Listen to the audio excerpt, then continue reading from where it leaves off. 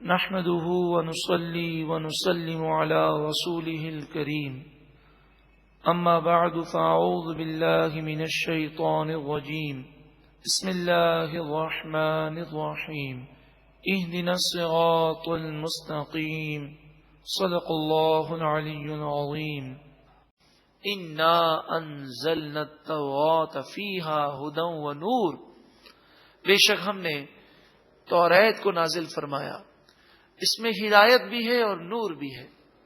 یحکم بہا النبیون، اس توریت کے ذریعے نبیوں نے فیصلہ فرمایا۔ الذین اسلموا، ان نبیوں نے فیصلہ فرمایا جو اللہ کی بارگاہ میں ہمیشہ جھکے رہے۔ للذین ہادو، کن کے لیے فیصلہ فرمایا؟ یہودیوں کے لیے جو اپنے آپ کو یہودی کہتے، ہادی کہتے، مہتدی کہتے۔ ان سب کے معنی ہدایت یافتہ، یہودی کے لفظی معنی ہے ہدایت یافتہ، مگر نام تو اچھا ہے مگر کام سارے ہدایت سے دور کے ہیں۔ والربانیون والاحبار، ربانی سے مراد علماء ہیں اور احبار سے مراد صوفیاں ہیں، یعنی توریت کے ماننے والوں میں جو صحیح العقیدہ علماء تھے، جو صحیح معنوں میں توریت کے احکام پر عمل کرنے والے تھے، ان کی دو قسمیں تھیں۔ ایک تو وہ عوام میں رہ کر دین کی خدمت کرتے، اور ایک وہ ہوتے جو رہبانیت اختیار کرتے۔ تو ان کے تمام علماء جو صحیح العقیدہ تھے اور واقعی وہ توریت پر ایمان لانے والے تھے، وہ بھی توریت کے مطابق ہی فیصلہ کیا کرتے تھے۔ بِمَسْتُحْفِظُوا مِنْ کِتَابِ اللَّهِ، اس کے مطابق فیصلہ کرتے جو اللہ کی کتاب کی حفاظت کرنے کا حق تھا۔ وَكَانُوا عَلَيْهِ شُهَدَاءَ، اور وہ اس پر گواہ تھے، لیکن بعد کے لوگوں نے تحریف کی اور رد و بدل کر دیا۔ فَلَا تَخْشَوُا النَّاسَ، پس تم لوگوں سے نہ ڈرو۔ وَاخْشَوْنِ، اور خاص مجھ ہی سے ڈرو۔ وَلَا تَشْتَرُوا بِآيَاتِي ثَمَنًا قَلِيلًا، اور میری آیتوں کے بدلے تھوڑی قیمت حاصل نہ کرو۔ مطلب یہ کہ لوگوں کو خوش کرنے کے لیے سچ کو نہ چھپاؤ۔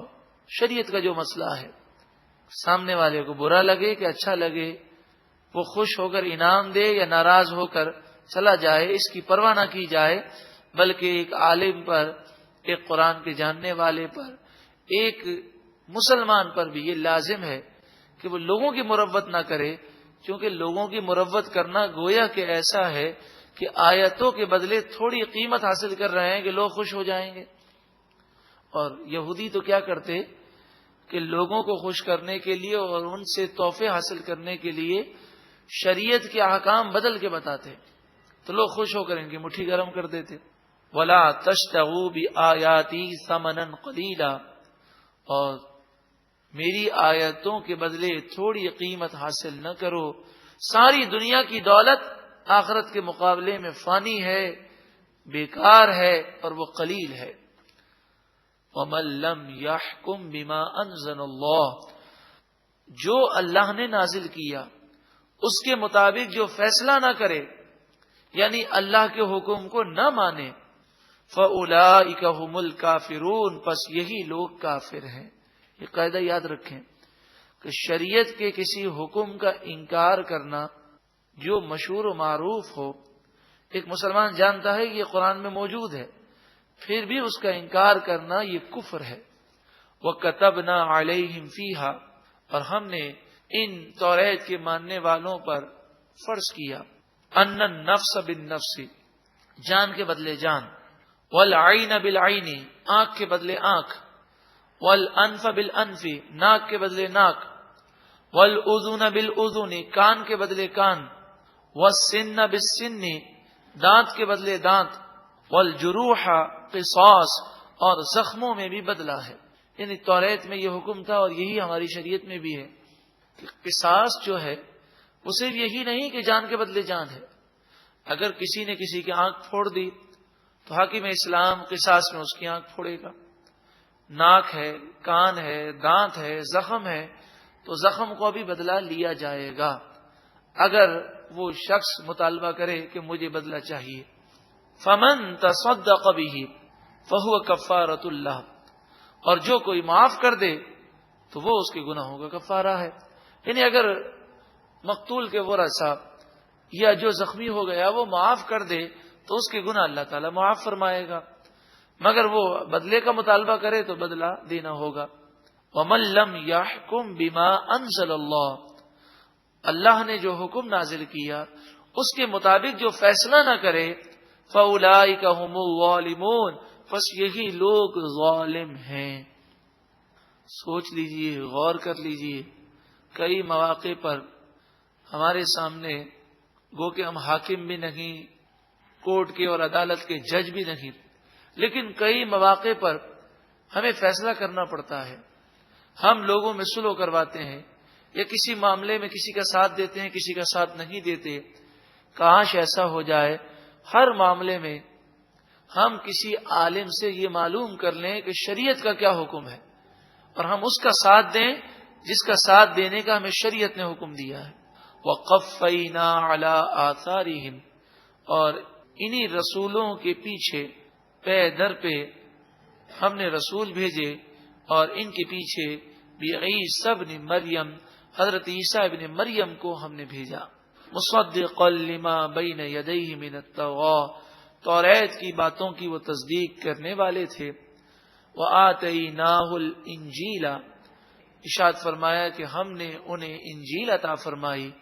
فیہ ھدی و نور، اس میں ہدایت بھی تھا، نور بھی تھا. ومصدقا لما بین یدیہ من التوراۃ، اور یہ انجیل توریت کی تصدیق کرنے والی بھی ہے. وہدن، اور ہدایت ہے. وموعظۃ للمتقین، اور پرہیزگاروں کے لیے نصیحت ہے، مگر ان لوگوں نے انجیل کے احکام کو چینج کر دیا. وَلْيَحْكُمْ أَهْلُ الْإِنجِيلِ بِمَا أَنزَلَ اللَّهُ فِيهِ، اہل انجیل کو، انجیل کے ماننے والوں کو چاہیے تھا کہ وہ اللہ کے نازل کردہ پر عمل کرتے اور اس کے مطابق فیصلہ کرتے. وَمَن لَّمْ يَحْكُمْ بِمَا أَنزَلَ اللَّهُ، اللہ کے نازل کردہ حکم کے مطابق جو فیصلہ نہ کرے، فَأُولَٰئِكَ هُمُ الْفَاسِقُونَ، بس یہی لوگ نافرمان ہیں. اب قرآن کا ذکر ہے. وَأَنزَلْنَا، اور ہم نے نازل کیا، إِلَيْكَ، اے محبوب آپ کی طرف، الکتاب، اس قرآن پاک کو، بالحق، حق کے ساتھ، مصدقا لما بین یدیہ من الکتاب، یہ آپ سے پہلی کتابوں کی تصدیق کرنے والا ہے. قرآن، توریت، انجیل، زبور سب کی تصدیق کرتا ہے. وَمُہَیْمِنًا عَلَیہ، اور ان کے احکام کی حفاظت کرنے والا ہے. قرآن، توریت، انجیل، زبور کے جو احکام انہوں نے چینج کیے اس کا ذکر بھی کرتا ہے اور ان کی حفاظت بھی کرتا ہے. فَاحْكُم بَيْنَهُمْ، پس اے سننے والو لوگوں کے درمیان فیصلہ کرو، بما انزل اللہ، اس کے مطابق جو اللہ نے قرآن میں نازل کیا. وَلَا تَتَّبِعْ أَهْوَاءَهُمْ عَمَّا جَاءَكَ مِنَ الْحَقِّ، حق آ جانے کے بعد ہرگز ان لوگوں کی خواہشات پر مت چلنا، تمہیں فیصلہ کرنا ہے اللہ اور اس کے رسول کے حکم کے مطابق. لِكُلٍّ جَعَلْنَا مِنْكُمْ شِرْعَةً وَمِنْهَاجًا، ہر ایک کے لیے ہم نے شریعت اور راستے متعین فرمائے. مراد یہ ہے کہ کوئی ہدایت کی راہ چلتا ہے، کوئی گمراہی کی راہ چلتا ہے. مسلمان کتنا خوش نصیب ہے کہ اس کے لیے جنت کی راہ دے دی گئی، اب وہ جنت کی راہ پر چلے تو کامیاب ہے. وَلَوْ شَاءَ اللَّهُ، اگر اللہ تعالی چاہتا، لَجَعَلَكُمْ أُمَّةً وَاحِدَةً، تم سب کو ایک ہی امت بنا دیتا، سب ایمان لے آتے. مراد یہ ہے کہ اگر اللہ تعالی مجبور بنا دیتا تو جس طرح فرشتے، جس طرح اور مخلوق اللہ کی نافرمانی نہیں کر سکتی، انسان اور جن کی بھی جرت نہ ہوتی کہ وہ اللہ کی نافرمانی کر سکے. لیکن اللہ کی مشیت ہے کہ اس نے عقل بھی دی، شعور بھی دیا، حق اور باطل دونوں راستے سامنے رکھے. اب جو حق پر چلتا ہے وہ اپنا بھلا کرتا ہے، اور جو باطل پر چلتا ہے وہ خود جہنم میں جانے کی راہ اختیار کرتا ہے. دیکھیں یہ آزمائش ہے نا انسان کی، کہ اسے مجبور نہیں کیا گیا، اب اسے عقل ہے، اب یہ آزمائش ہے کہ وہ عقل کو استعمال کرتا ہے کہ نہیں. وَلَٰكِن لِّيَبْلُوَكُمْ فِي مَا آتَاكُمْ، پس اللہ نے تمہیں جو عطا کیا ان چیزوں میں اللہ نے تمہاری آزمائش فرمائی، عقل دی، شعور دیا، اب تمہاری آزمائش ہے. بس اے مسلمانوں اس آزمائش میں کامیاب ہو جاؤ. فَاسْتَبِقُوا الْخَيْرَاتِ، نیکیوں میں جلدی کرو، آگے بڑھو نیکیوں میں، اور سبقت لے جاؤ سب پر. إِلَى اللَّهِ مَرْجِعُكُمْ جَمِيعًا، تم سب کو اللہ کی بارگاہ میں حاضر ہونا ہے. فَيُنَبِّئُكُمْ بِمَا كُنْتُمْ فِيهِ تَخْتَلِفُونَ، پس وہ تمہیں خبر کر دے گا ان تمام معاملات میں جن میں تم آپس میں اختلاف کیا کرتے تھے.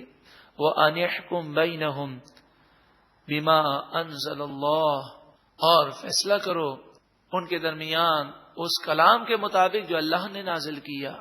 وَلَا تَتَّبِعْ أَهْوَاءَهُمْ، کتنا پیارا کلام ہے کہ لوگوں کی خواہشات پر مت چلو. آج ہم لوگوں کی خواہشات پہ چلتے ہیں کہ ہم اکثر یہ جملہ کہتے ہیں لوگ کیا کہیں گے. کاش یہ فکر بن جائے کہ اللہ اور اس کے رسول کا کیا حکم ہے. لوگوں کی اکثریت کافر ہے اور مسلمانوں میں اکثریت اللہ کی اور اس کے رسول کی نافرمان ہے، گناہگار ہے، اکثریت بے نمازی ہے. تو لوگوں کو نہ دیکھیں بلکہ یہ دیکھیں اللہ اور اس کے رسول کا کیا حکم ہے. وَاحْذَرْهُمْ، اور ان لوگوں سے بچ کر رہو، ان کی باتوں میں نہ آؤ. اَن يَفْتِنُوكَ، کہیں وہ تمہیں لغزش نہ کروا دیں، تم سے غلطی نہ کروا دیں. اور ایسا ہی ہوتا ہے کہ انسان لوگوں کی باتیں مانتے مانتے مانتے اللہ اور اس کے رسول کی نافرمانی کر دیتا ہے. عَن بَعْدِ مَا أَنزَلَ اللَّهُ إِلَيْكَ، جو تمہاری طرف اللہ نے نازل کیا، کہیں اس کلام سے یہ لوگ تمہیں ہٹا نہ دیں.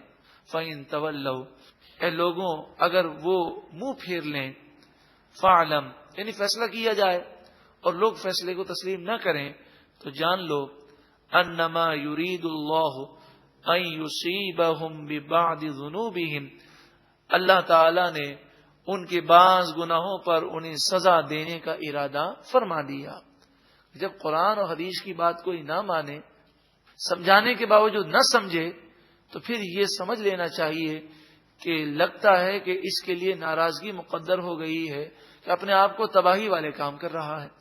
وَإِنَّ كَثِيرًا مِّنَ النَّاسِ لَفَاسِقُونَ، اور لوگوں کے اوپر چلو گے تو قرآن کیا بیان فرماتا ہے، اور بے شک اکثر لوگ ضرور نافرمان ہیں، فاسق ہیں.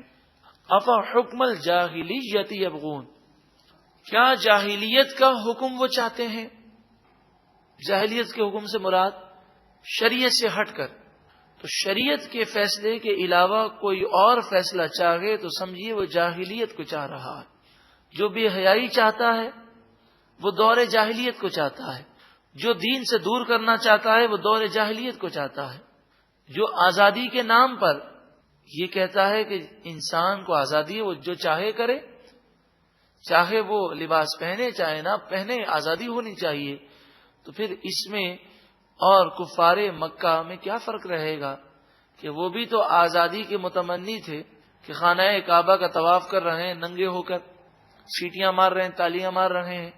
نبی اکرم صلی اللہ علیہ وآلہ وسلم نے جب اسلام کی دعوت عام کی اور جب مکہ فتح ہو گیا تو آپ نے ارشاد فرمایا کہ اب کوئی کافر حرم کے قریب نہیں آئے گا، کوئی ننگے ہو کر طواف نہیں کرے گا، کوئی سیٹی نہیں، کوئی تالی بجانے کی اجازت نہیں.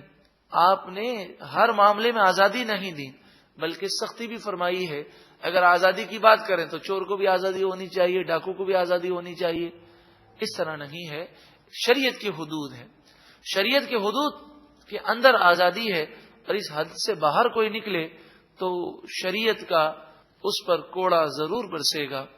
وَمَنْ أَحْسَنُ مِنَ اللَّهِ حُكْمًا لِقَوْمٍ يُوقِنُونَ، اور اللہ سے بڑھ کر حکم کس کا اچھا ہے کہ اللہ کے حکم کو چھوڑ کر، اللہ کے فیصلے کو چھوڑ کر لوگوں کے بنائے ہوئے قانون کو اپنایا جائے.